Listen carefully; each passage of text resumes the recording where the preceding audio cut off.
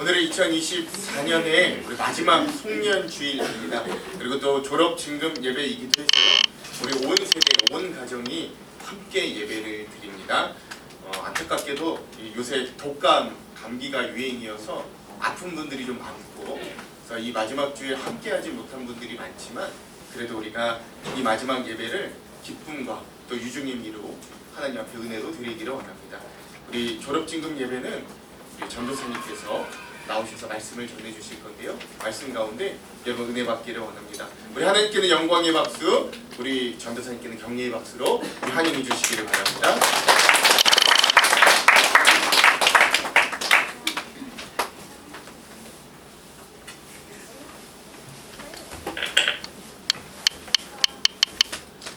샬롬. 양옆 사람에게 이렇게 인사하겠습니다. 한 해 동안 함께 해주셔서 감사합니다. 한 해 동안 함께 해주셔서 감사합니다. 감사합니다. 이번에는 이렇게 또 인사하겠습니다. 새해에도 하나님의 은혜가 가득하기를 소망합니다. 새해에도 하나님의 은혜가 가득하기를 소망합니다. 마지막 주는 목사님이 항상 허락해 주셨듯 제가 이 자리에 서게 되었습니다.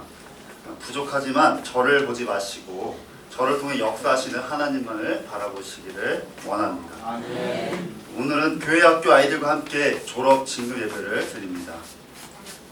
벌써 한 해가 저물어가는 이 시점에서 그동안 교회 학교를 후원해 주신 모든 분들께 진심으로 감사의 말씀을 드립니다. 여러분의 따뜻한 사랑과 기도 그리고 후원 덕분에 우리 아이들이 신앙 안에서 성장할 수 있었습니다.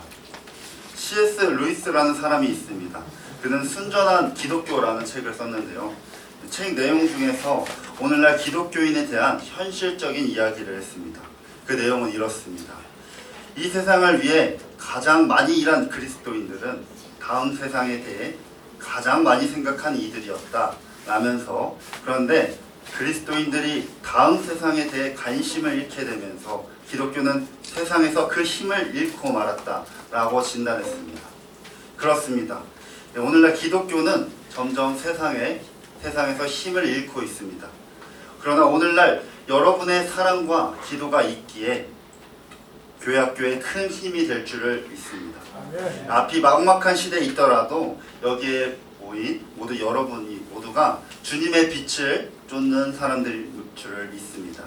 앞으로 또 믿음의 다음 세대를 위해 많은 관심과 사랑을 주시길 소망합니다.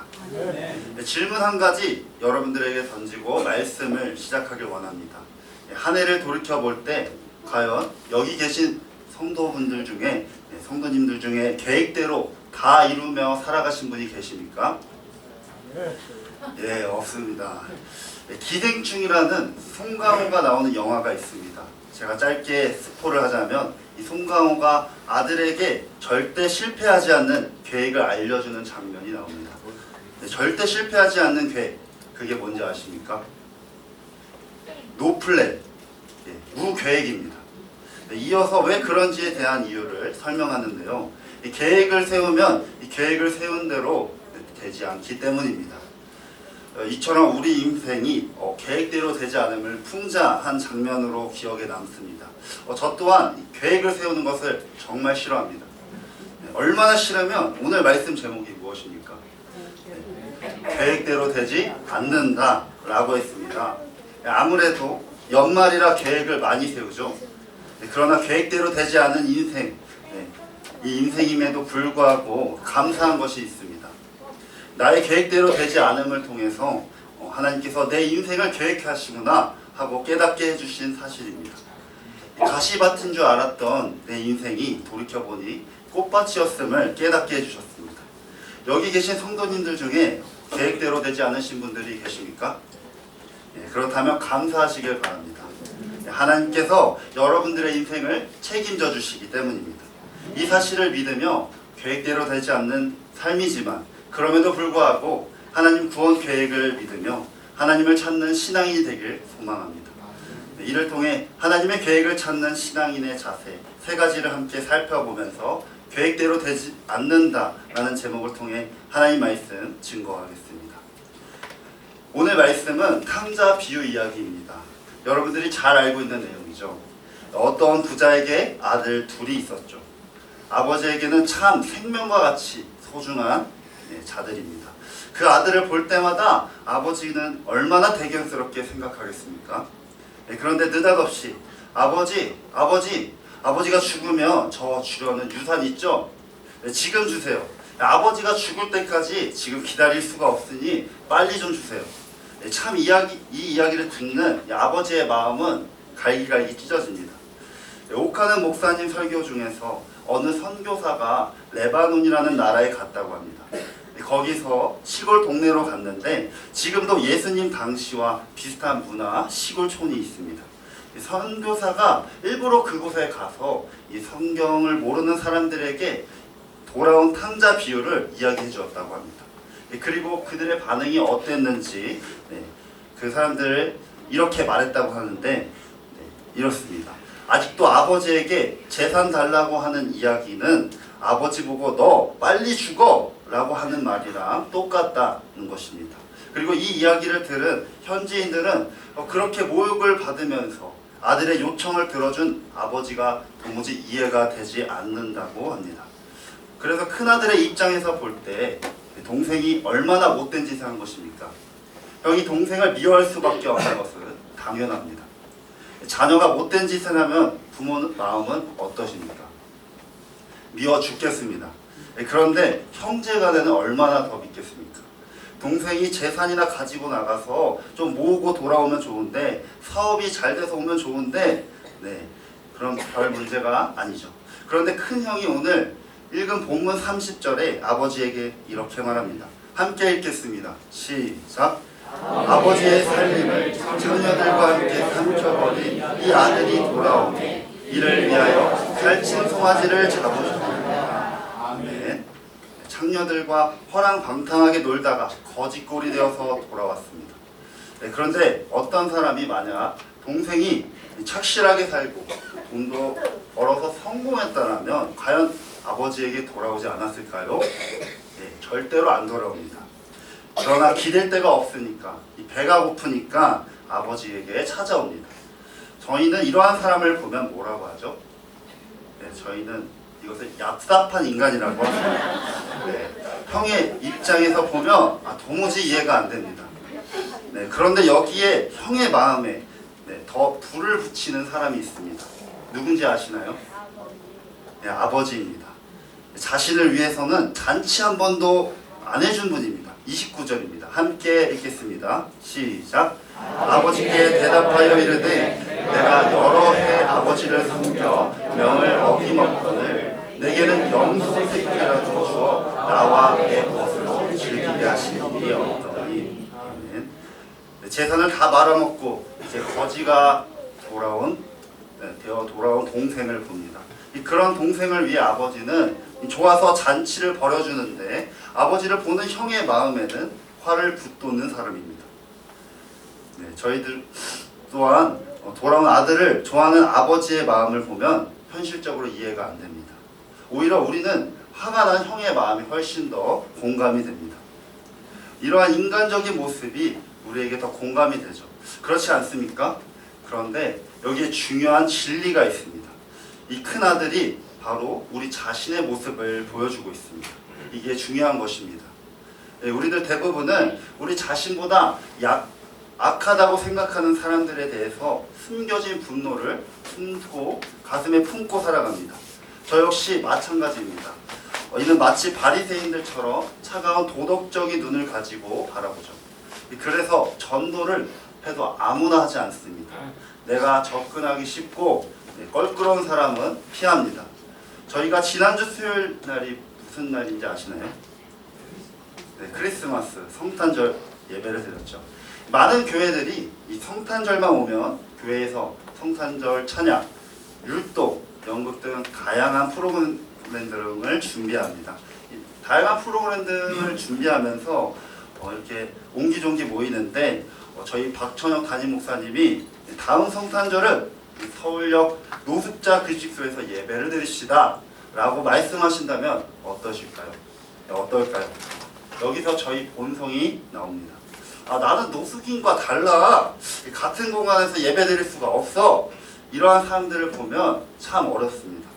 인간은 존재 자체가 처음부터 집단적인 존재입니다. 요한복음 15장 5절을 보시면 알 수 있습니다.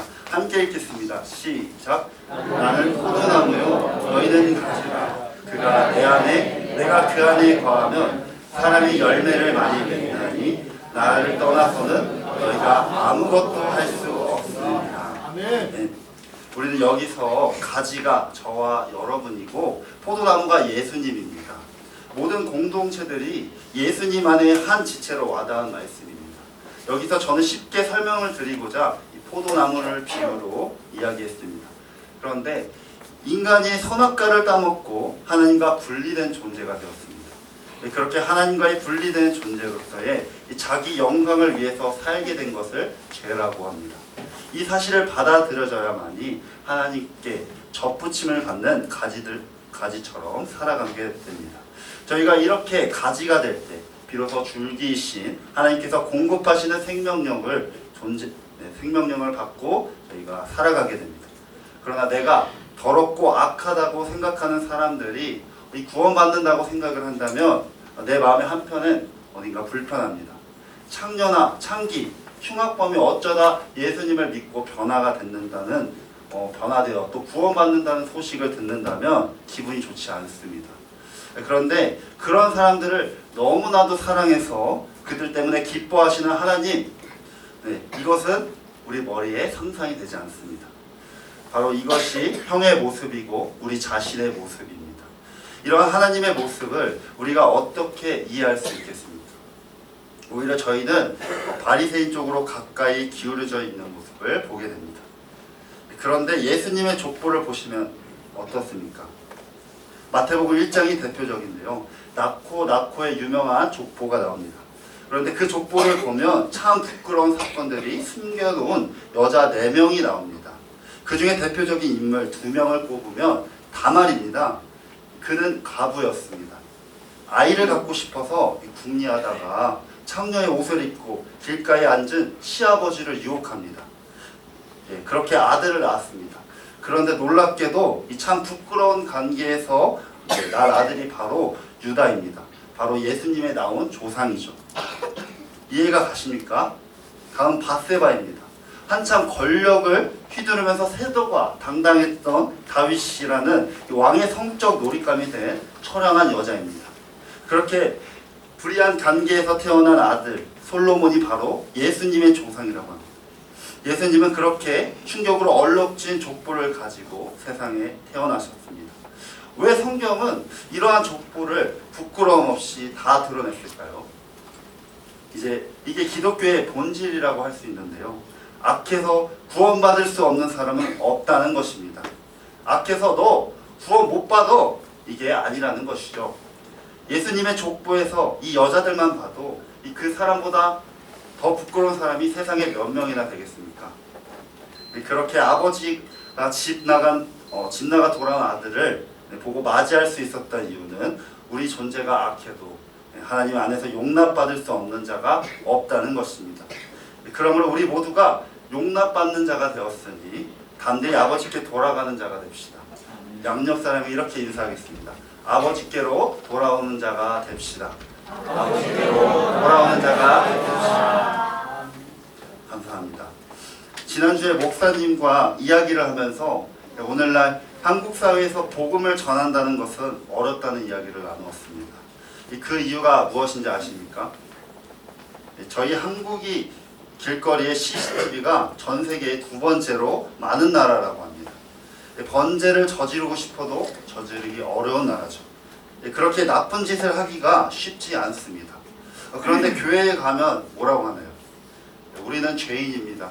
회개하세요. 이 말을 들으면 이해가 안 됩니다. 내가 뭘 잘못했는데? 나는 착하게 살았는데? 도무지 이해가 되지 않죠. 여기서 목사님께서는 저희 기독교는 다른 종교와는 다르게 죄의 뿌리에 대한 이해가 다르기 때문이라고 합니다. 말씀해 주셨습니다. 죄의 열매만을 두고 보면요, 잘못한 것이 없어요. 그러나 그 죄의 열매가 나는 이 과정 속에서 뿌리를 보시면요, 다른 종교와의 이해가 다릅니다. 그 죄의 뿌리는 인생의 주인이 나인가 아닌가 아니면 하나님인가에 대한 물음에서 이 저희가 말하는 죄의 근원이 바로 여기에 있습니다. 여기서 저는 이 기독교의 본질이 무엇인지 배웠습니다. 우리 기독교는 죄의 뿌리가 다르다구나 라는 것을요, 하나님의 계획을 찾는 신앙인은요, 내 인생의 주인이 누구입니까? 함께 따라하겠습니다. 인생의 주인은 하나님입니다. 인생의 주인은 하나님입니다. 하나님의 계획을 찾는 신앙인의 첫 번째 자세입니다. 아버지가 아버지 되심을 인정하자. 오늘 비유에서 둘째 아들이 집을 나간 이유는요, 아버지를 아버지로 인정하지 않았기 때문입니다. 아버지를 아버지로 인정하지 않은 삶을 살았기 때문에 벌어진 일인데, 다음 12절 함께 읽겠습니다. 시작. 아버지에게 말하되 아버지 어째서 내가 돌아온 것을 내게 주소서 하는지라. 아버지가 그 살림을 각각 나눠 주었더니, 아들이 아버지에게 재산을 달라고 했을 때 아버지는 아들이 과연 어디에 쓸지 몰랐을까요? 아십니다. 저는 여기서 아버지를 하나님으로 보았습니다. 그렇다면 왜 하나님께서는 둘째 아들이 허랑방탕한 시간을 용납하셨는지 궁금합니다. 무엇 때문에 집 나가는 것을 내버려 두셨는지를 보면 하나님께서는 돈이 중요하지 않기 때문입니다. 이 둘째 아들이 허랑방탕한 시간은 그저 돈을 쓰는 시간이 아니었습니다. 둘째 아들은 이 돈을 가지고 즐겁게 사는 것이 때를 사는 지혜라고 생각했을지 모르겠습니다. 하나님께서는 그 허랑방탕한 때를 허락하신 까닭이 있습니다. 허랑방탕한 때를 통해서 비로소 인간이 하나님을 기억하기 때문입니다. 그때는 돈이 떨어지고 사람들이 떨어지게 되면 내 인생에 아무것도 없구나, 그때 그제서야 깨달아지게 됩니다. 그리고 아버지가 생각이 나는 것이죠. 하나님께서 이러한 시간을 주시는 이유를 비로소 알게 되는 것입니다. 저희는 여기서 구원의 섭리를 발견하게 됩니다. 이러한 허랑방탕한 삶이 집 나가서 굶은 험한 시간을 통해 내가 다시 아버지 품으로 돌아옵니다. 그래서 돌아온 둘째 아들이 집에 있는 큰형보다 먼저 된 자가 된 이유라고 할 수가 있습니다. 이 구절을 통해 마태복음 20장 16절에 포도원의 품꾼들에 대한 비유가 적절하다는 것을 알게 됩니다. 하나님 나라의 은혜와 공감에 대한 메시지를 전달하는 내용인데요. 이 비유에서는 한 포도 주인이 아침 일찍부터 일꾼들을 고용하여 포도원에서 일하게 하고, 이후에도 여러 차례 일꾼들을 추가로 고용합니다. 일꾼들은 각기 다른 시간에 일을 시작합니다. 그렇게 다른 시간대 일을 했지만 포도원 주인이 이제 마지막에 온 일꾼들에게, 처음 온 일꾼들과 마지막에 온 일꾼들에게 동일한 급여를 줍니다. 임금을 지급합니다.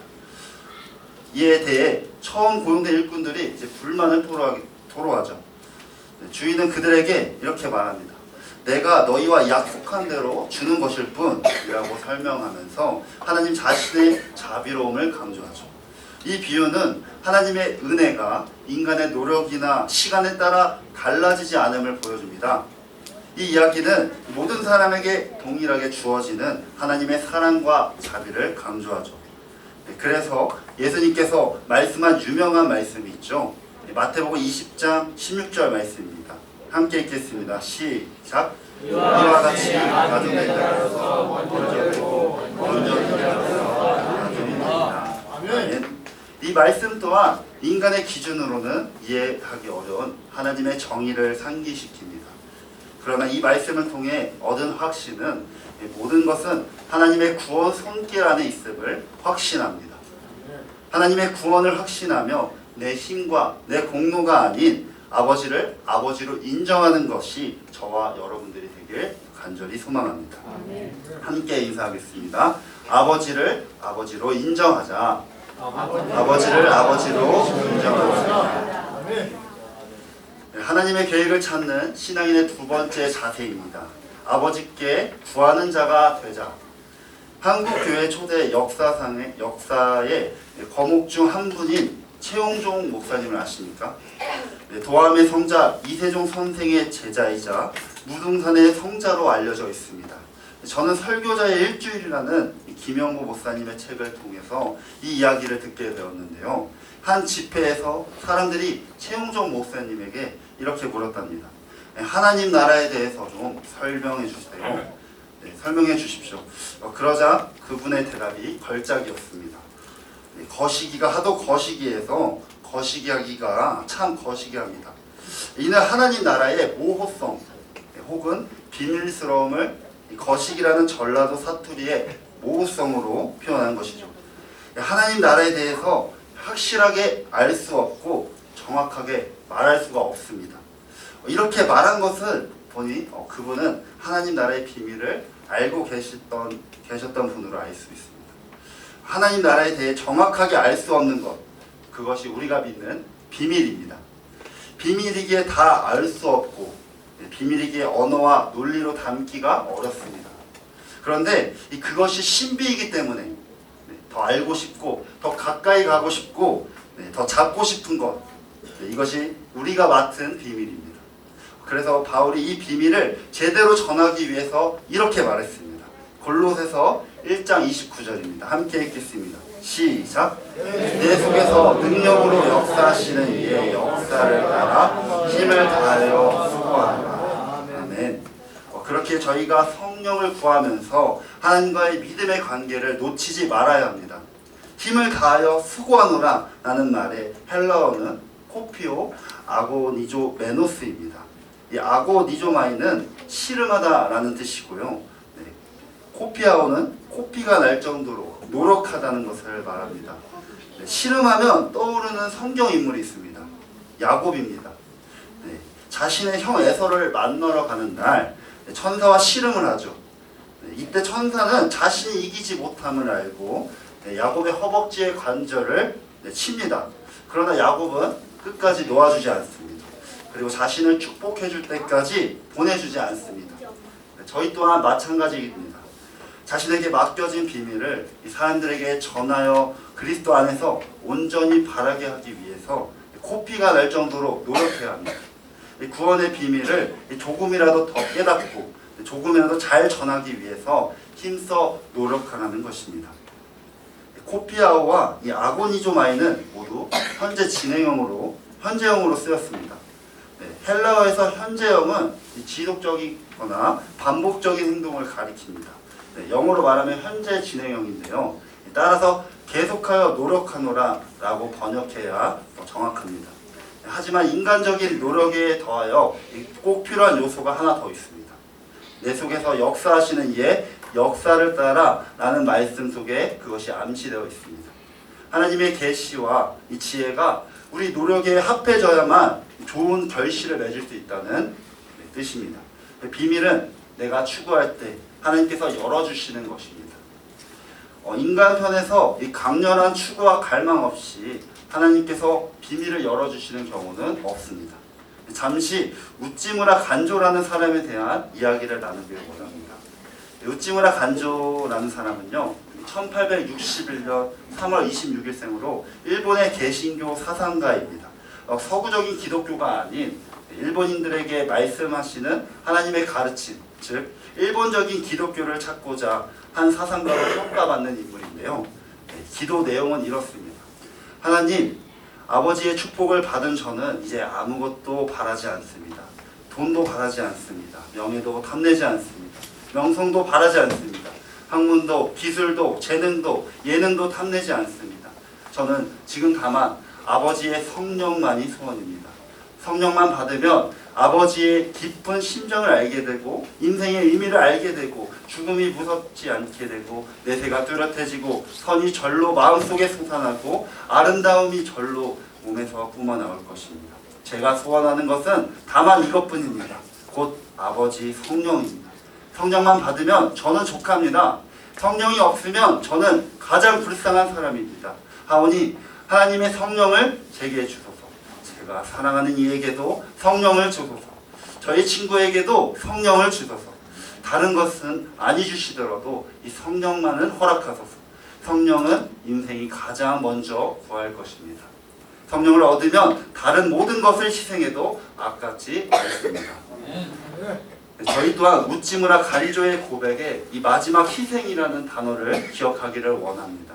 오늘 말씀의 아버지가 집 나간 아들에게 준 재산에 대해 아까워하지 않았던 것처럼 저희 또한 아버지 되시는 하나님께 나의 인생을 내어드리는 것을 아까워하지 않기를 바랍니다. 희생하는 자가 되길 소망합니다. 이를 위해서 날마다 아버지를 찾는 저와 여러분 되길 간절히 소망합니다. 양옆 사람에게 인사하겠습니다. 날마다 하나님께 구하는 자가 됩시다. 하나님께 구하는 자가 됩시다. 하나님의 계획을 찾는 신앙인의 세 번째 자세입니다. 하나님의 심판을 기억하자. 사탄은 어떻게 해서든 하나님의 심판이라는 이 불편한 진실을 덮으려고 합니다. 심지어 이 기독교인조차 이 교만 거짓말에 속아 머릿속에서 심판이라는 말을 지우고 사는 경우가 종종 생깁니다. 대표적으로 이단들이 그렇습니다. 이단들이 재림의 정확한 시기를 안다고 주장하죠. 그런 유의 사람들은 시한부 종말론자라고 부릅니다. 그들은 예수님이 몇 월, 며칠, 몇 시에 오신다고 단언하죠. 우리나라에서도 많이 있었는데요. 그중 대표적인 것은 1992년 10월 28일 24시에 예수님이 오신다고 주장했던 다미선교회 이장님 일파입니다. 흰옷을 입고 난리를 쳤습니다. TV 중계 방송까지 하는 소동이 벌어졌지만 결국 해프닝으로 끝났습니다. 최근에 일본의 대지진 쓰나미, 미국의 홍수와 토네이도 등으로 세계가 뒤숭숭합니다. 그런 가운데 진실한 신자만이 구원받는 이야기 등 거짓 선지자들이 점점 많아집니다. 왜 그럴까요? 사탄의 전략입니다. 재림 자체에 대해 회의를 가지게 하는 것입니다. 그렇게 더 나아가 기독교의 신앙에 대해 조롱하게 되는 것을 노리는 것입니다.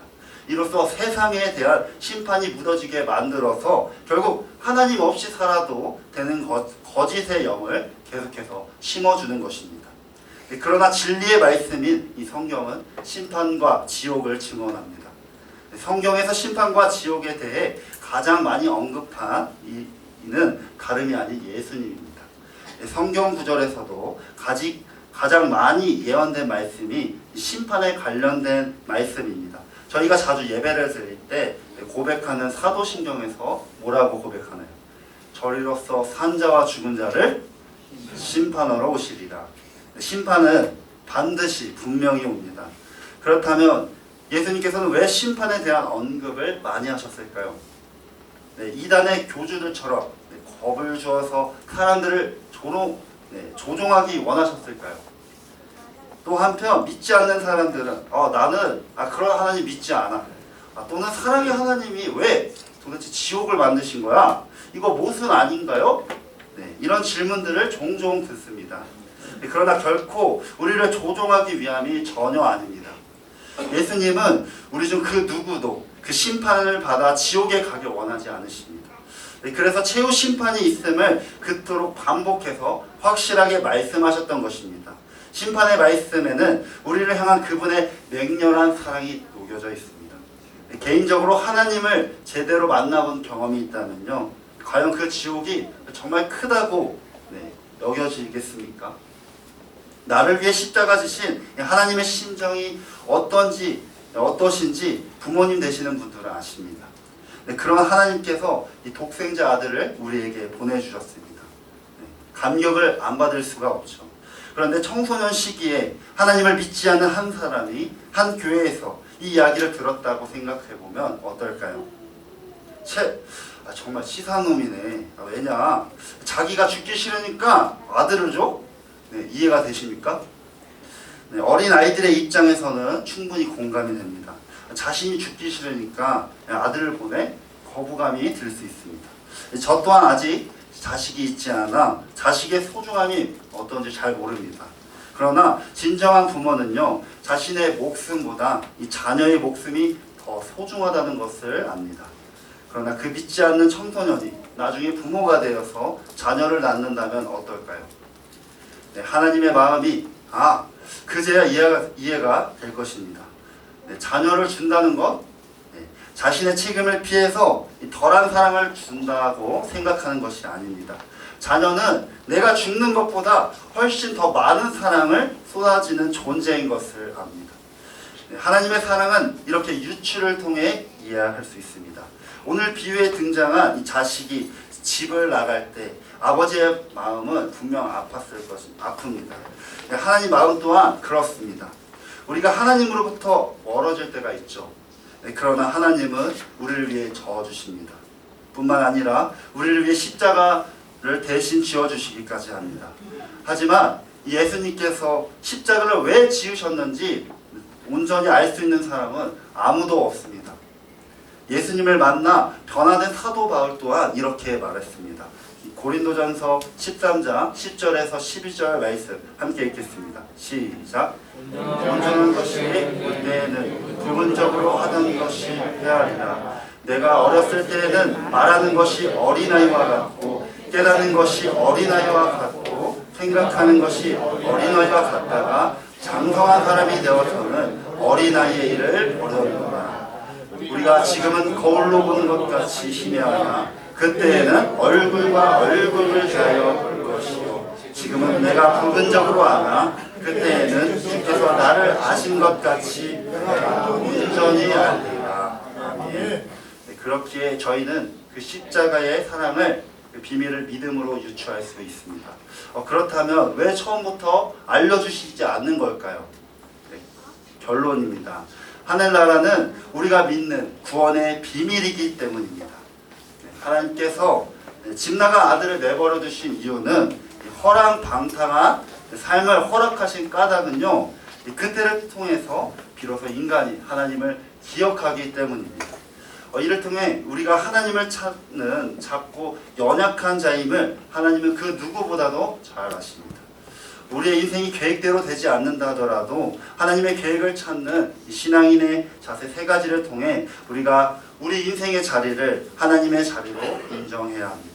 오늘 들은 말씀을 정리하면서 하나님의 계획을 찾는 신앙인의 자세를 살펴보고 말씀을 마무리하겠습니다.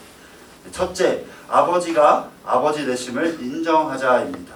그럴 때 악한 세상 속에서도 하나님의 구원의 손길이 있음을 경험하게 하십니다.